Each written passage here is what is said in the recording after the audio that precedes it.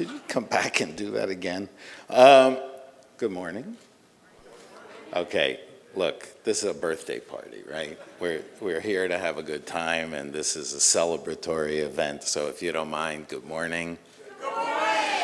Thank you. Enthusiasm. Wow. Okay, how do you work this thing? So the first thing I want to say is happy birthday. I should point out, I no longer have a paying job, right? I left AAAS and Science magazine in February, and therefore I make all of my own slides. When I was here at NIH, there was this bunch of people whose job was to make sure I didn't embarrass them. And then I went to AAAS, where it's a nonprofit, so I started making all my own slides. Now I do. I'm extremely sensitive to people's reaction to my slides. So please. Okay, so happy birthday. It is a great event, and the series of events over the last few days have been terrific, and this should be terrific as well. But let me make a couple of caveats before we start. First of all, there are in life two kinds of plenary speakers. There are the experts. Then there are, maybe, the other guys. Oh, jeez. See, I told you. Not only that, but I can't work it. There you go. It's cute, isn't it? Yeah, thank you. The truth is, I am a psychologist by training, but I don't think there's a living psychologist who thinks I'm a psychologist. So in that case, I really don't bring a great deal of expertise, and, okay, this thing hates me. There's a core principle of invited addresses that I'm very fond of. Some of you may have heard me refer to it before, and that is never discuss floods with Noah in the audience. So I'm actually not going to give you a big talk about behavioral and social sciences. And I dithered quite a bit about what could I say that might be interesting and relevant. And so I did what I usually do, and that is try to step back and take advantage of the perspective that I've had over the years that I've been in Washington, and to talk about the broader context in which social and behavioral science is functioning. And I'll try to insert where I think behavioral and social science is particularly relevant. So the title of the talk that I came up with for today is The Societal Context for Behavioral and Social Sciences Research, and I hope it works. So, as Charles Dickens would say, we're living in the best of times and the worst of times. I should point out that when I was an institute director at NIH, I have the worst classical education of any person you know, and therefore I always said, as William Shakespeare said, we're living in the best of times. When you give out $1 billion, nobody corrects you. The minute I hit AAAS, idiot. Dickens. Okay, we are. On the one hand, we are living in the best of scientific times. Advances in science, as you all know well, are coming at a fantastic pace, both in terms of incremental advances and in terms of what we now think of as transformative advances that are much more what we used to call quantum jumps in approaches, things like that. A lot of that is caused by advances in technology that in fact are enabling an entire array of questions to be asked that never could have been asked before. In my own field, the ability to look into the brain of a living, breathing, awake individual and watch their mind in action really does change the nature of the questions that we can ask. And that's all good. It also is the case that science and technology are more important to society than they've ever been before. I argue they're embedded in every major issue of modern life, either as the cause or the cure. This is a list that I've collected over the years of major global societal issues. I promise not to go through it. You can scan it and see your favorites. But my first behavioral and social science core point is that, in fact, the behavioral and social sciences are themselves embedded in every major societal issue, either in terms of understanding it, figuring out the strategies to deal with it, whatever. But the pervasiveness of the issues and the pervasiveness of the importance of the role of behavioral and social sciences should not be underestimated. This clicky does not work.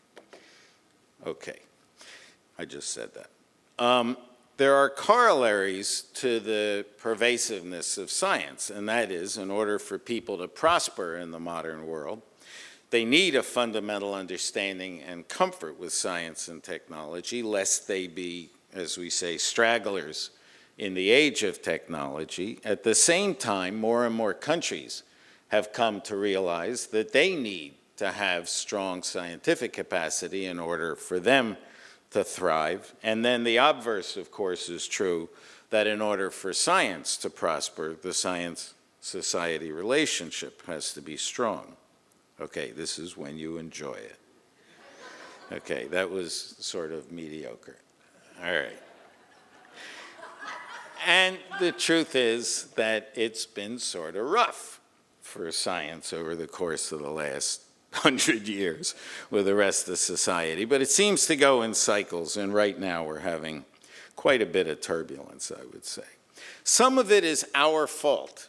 Some of it comes about because of an array of issues that are going on within science, and even though they're relatively rare events and they don't happen that frequently, or we think that commonly, every time they happen, they tarnish the image of science. So scientific misconduct, I of course was at Science during the embryonic stem cell fiasco, the South Korean fraud, and I spent 30% of my life fixing that for about 3 months. You can pick any of them: non-reproducibility, human subjects issues. I added silly-sounding grant titles because, from my point of view, the religious adherence to the grant title you think is cute is the way to kill science. So but you can see there are an array of issues, and what's important is that many of them are in fact violations of the ethics, norms, and values of science, and therefore, whenever they happen, no matter how rare, they get a lot of attention, and that attention, in fact, spreads across the enterprise, reduces the public's trust in science and their respect for science. So I just said that too. But the bulleted points, I think, are very important. Of course, we need more training. But we have not done a good job of making clear to the public that we take these issues seriously and that we, in fact, want to keep our own house in order. But these are primarily issues that are internal to science and something we could actually relatively easily do something about. But there are external factors as well. And of course, the biggie is always funding, and I'm not going to give you a speech about funding. You all know that situation. The people who are here at NIH know it well. The people in the field hopefully have been following it carefully. But the behavioral and social sciences, of course, have been vulnerable to a great deal of, at a minimum, Sturm und Drang, and some bad words you could use to describe other people's reaction. So I'm on the National Science Board, and I get to watch from a more internal view what's going on with funding for the behavioral sciences at NSF, and it has spilled over now into geosciences as well. And it is not only terrible, it is terrible, but it is also complex. It's complex because at the same time that the behavioral and social sciences are being attacked, there is no other word than attacked, many of the other sciences are getting more funding. And that, as those of you particularly who work at NIH and understand the principle of purported trade-offs among disciplines or institutes, makes all these situations far more complex. But the situation at NSF is, at the moment, very bad. Another contextual point that I think is important is that, as I alluded before, science is becoming ever more global as an enterprise, and that has an effect on the context. I made mention that more and more countries are investing in science and building their own national scientific enterprises. I, for a long time, was collecting countries. The number of instances where I was in the presence of either the head of state or the science minister when they said, science is important for innovation and the economy, and we're going to take over the world, so we're going to invest in science. And I got up to about 27 countries before I quit. But some of the most remarkable are obviously China, South Korea, and places that have been investing very large amounts of money for these reasons. But at the same time, some countries you might not expect to do it. My favorite example being Rwanda, one of my favorite countries, complex as it is.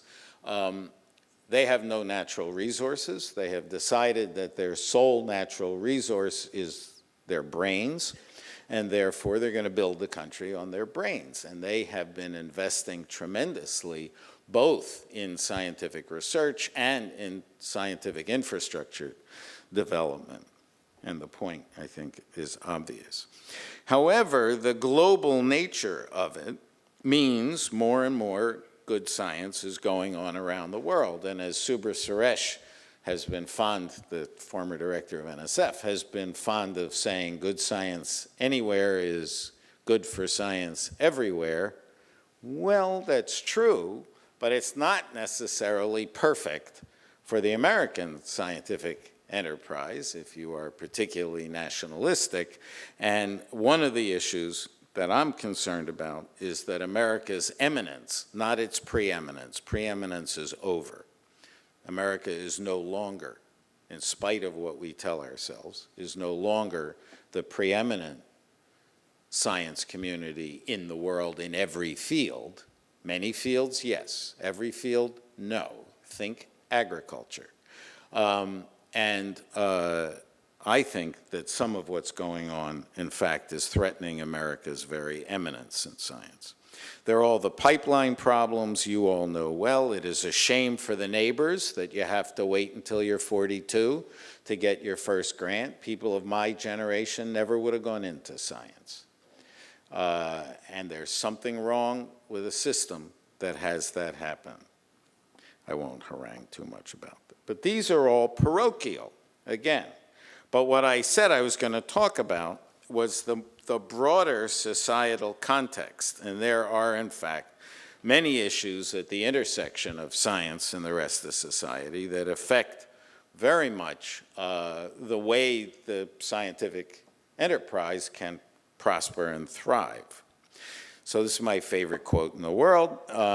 If you take nothing else out, try to memorize it. I'll leave it up long enough for those of you who have high intelligence to do that. The rest of you, I'm sorry.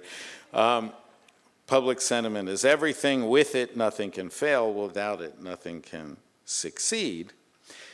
And obviously, I'm going to go towards some of the problems we have with the rest of society. Every time I say that, though, people say, no, no, every survey that's ever been done shows that the public loves science. And it's true. 70 to 90% of Americans, depending on the survey, believe that the benefits outweigh the risks. Well, this is about public confidence. I don't know. You can't read it, so I can tell you anything. It's great. So these two bars, green and gray on this projector, are, high levels of confidence, and then it decreases. You go right. So the most confidence is in the military, and we come second. In fact, another one said we are second most respected to the military. Then you get down, the Supreme Court doesn't do so well, and there's the Congress down there at the bottom. You may interpret that as you will. But the truth is, yep, people respect scientists and they think it's good. The problem is they have no idea what it's about. So these are great statistics that I love citing. 60% of Americans believe in extrasensory perception. No. By the way, when I worked at NSF, I was at the time the highest ranking psychologist, and a senator was in love with parapsychology. And he went to the director of NSF and said, we need to have somebody at NSF who's going to represent parapsychology research. His name was Claiborne Pell, and he was a very powerful senator. And so I was elected, and in spite of the fact that I'm not credible as a psychologist, didn't matter. And I went to do all kinds of nifty things, like watch Uri Geller bend spoons and things like that. Luckily, he got off the committee, and I didn't have to do it very long. But it is interesting.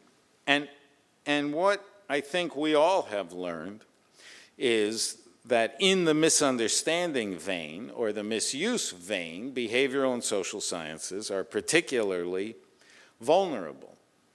Some of it comes about because everybody is a person, and they say, I'm a person, I get it, right? And I'm an insightful person. I'm a really smart person. I have very good intelligence, emotional intelligence. The other is a widespread belief that we suffer from, and that is that behavioral and social science is perceived as confirmation of the common sense.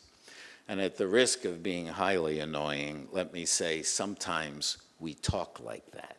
Sometimes we say, let me tell you my really exciting finding, and they go. You know, my grandmother knew that. So I will tell you, you could talk like this in 1968. I once heard Harry Harlow say that psychology is the science by which men come to know what women have known all along. And I decided on a different version. Behavioral and social science is the way that common sense is in fact revised. And there are innumerable examples of it.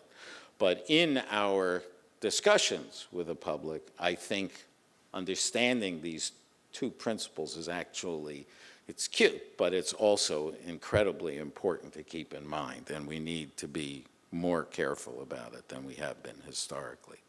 So I referred to this tension, and in fact, the tension comes from all kinds of things, one of which is widespread misunderstanding, but it's not just not understanding, even though that's what we think it is. Some of it is that tarnished image I made reference to.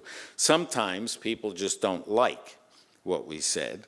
And sometimes what's going on, in fact, is what science is showing conflicts with people's sort of popular belief or their peer group belief. Actually, it turns out that peer group beliefs are more influential than even religious beliefs, which don't always sync, right, in making or causing cognitive dissonance. I could say that, and you guys know what that means. The other is, of course, conflicts between what science is showing, particularly what much of our fields are showing, as they conflict with what you might think of as core societal values. And let me just give you some examples. So each of these have been controversial issues as science has moved forward in studying them. Embryonic stem cell research is an obvious one. And what's interesting about that is it's actually not a scientific question. The tension that arises there is because people have different views about when life begins. Of course, science has nothing to say about when life begins. That's actually not a scientific question. But from a religious point of view, some religions believe that life begins at the moment of conception, and therefore, any embryonic stem cell research is bad.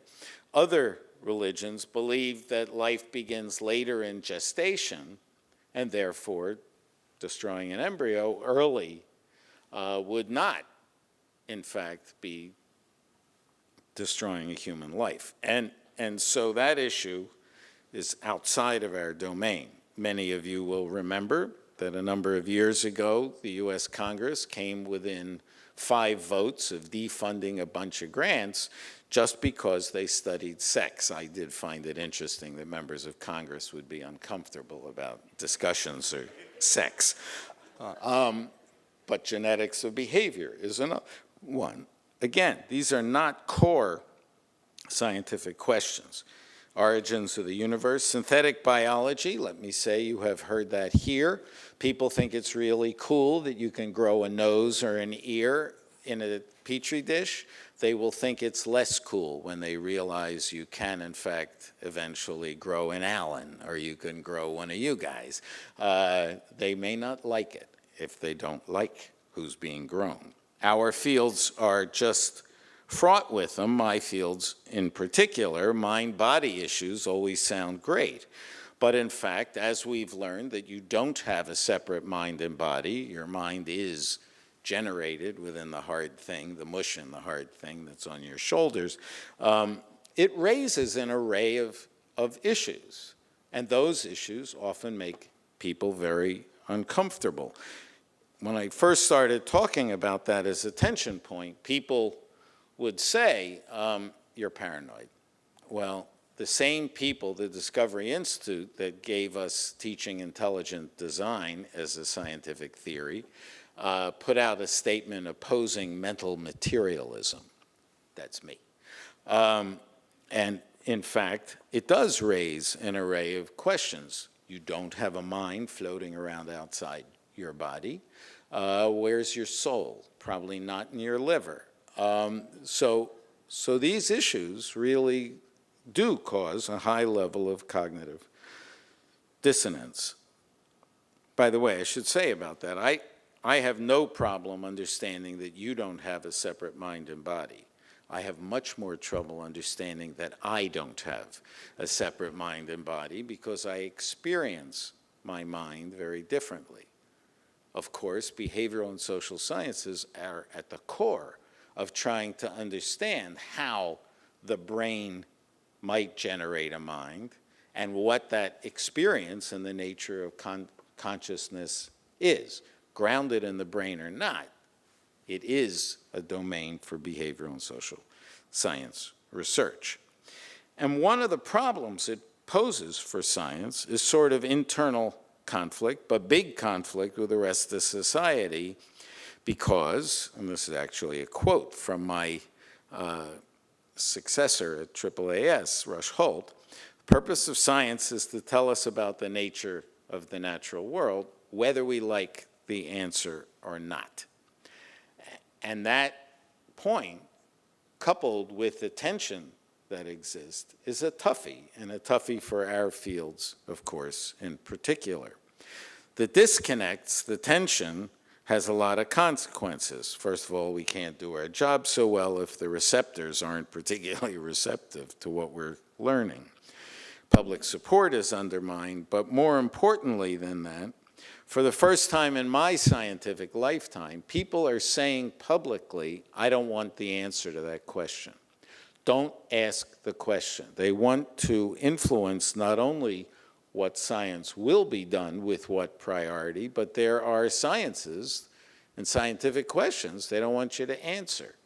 That's happening with the issue of climate, and my interpretation is that some of what's going on with the behavioral and social sciences funding at the moment is questions that some people don't want to have answered. And as I implied, behavioral and social sciences are especially vulnerable. Feedback, come on. Okay, you got to do that again. Thank you very much. So all of what I've been talking about, I think, is the underpinning for the tension that's been going on in the field.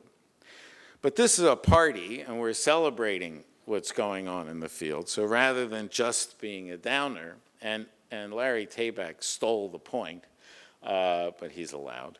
It comes with rank. And the truth is that the behavioral and social sciences, I believe, to a very large degree, have finally achieved the level of respect and understanding by the rest of the scientific community that we've been hoping for all of these years. If nothing else, people have learned that if one set of disciplines get in trouble, the other disciplines become at risk. Now, I would not pretend that that's all people in all other disciplines, but when I was at AAAS, at one time tried to mobilize the scientific community about one of the threats to behavioral and social sciences, we actually got signatures from 150 scientific societies ranging from engineering and physics and chemistry and whatever. It didn't have a big effect, but that notwithstanding, they rose to the moment to stand with behavioral and social sciences in an interesting way. Whether they'll keep doing that, we'll see. It also is the case that more and more the scientific community has come to understand that for them to provide good answers to what they see as the most important scientific and societal questions, there has to be cooperation and there has to be integration of behavioral and social science perspective. I like that too. The truth is that more and more the major questions and the major approaches to attacking those questions have become multidisciplinary or interdisciplinary. I have this as a sign in my office right next to the one that says Freud died. That in fact, I believe that ultimately there will be no such thing as disciplinary science. Chemists and physicists hate me whenever I say that. But the truth is that every major question is multidisciplinary and every major answer is multidisciplinary, and in fact, a little proof. So this is something that was done a while ago, but it hasn't been done again. In 2005, Science Magazine published the 125 most important scientific questions. And so I've collected them just to make the point of how central social and behavioral sciences are. The top 25, and in this one I underline the ones that are sort of pure behavioral and social science, but you could take the rest of them and just scan through and pick your favorite. Or the one that's closest to your own research. And then, ready? Then if you go to the top 100, I started to underline these, but in fact, every one of them has a behavioral and social science component to it. And these were not put together by behavioral and social scientists. These were put together actually by the editorial board of science. And just read through them and you see the centrality and the critical nature of behavioral and social science to answering the most important questions. Here are some more. I think this is a very dramatic display of something at least scientists have come to know, and I wonder whether some of this could be translated into a strategy to help the rest of society have a similar level of understanding. What does this slide say? Yeah, I just said that. Okay. I do think that many of the older problems are disappearing. We obviously will never get rid of all of them. I also think an important point that I've been trying to make to the rest of the scientific community is that we're making it up too much about how to deal with the tension issues with the rest of society. An awful lot, at least in what I experience, is people saying, you know, we got problems with the rest of society or with politicians or whatever, and we'll make up what to do about it because we're smart people. Behavioral and social science can, in fact, inform that. And there are examples of them. Okay, the bottom line I would make is although we're here to celebrate a nice birthday for the behavioral and social sciences, that in fact, more and more what's happening is biomedical research. And that's what is the nature of the enterprise. For a very long time, people wanted people at NIH to say biomedical and behavioral research as a sort of balance, right? And make sure that you get attention. That means real stuff and mush. It's like the term qualitative research. That should be removed from every scientist's public vocabulary. Amongst ourselves, you can talk that way. But I can tell you that to a physicist or a chemist, if you say there's quantitative and qualitative research, that means good and mushy. And we can argue that later, but I didn't want to leave without giving you a little zutz. So the truth is that ultimately, moving into the future, if we want our sciences to thrive, and if we want to provide the answers that we're here, in fact, to provide, we need to become a coherent team. I did not make this one. Someone made it for me, but I really like it. It's not a Republican thing. That's mice pushing an elephant up there. Okay, so happy birthday, and thank you very much.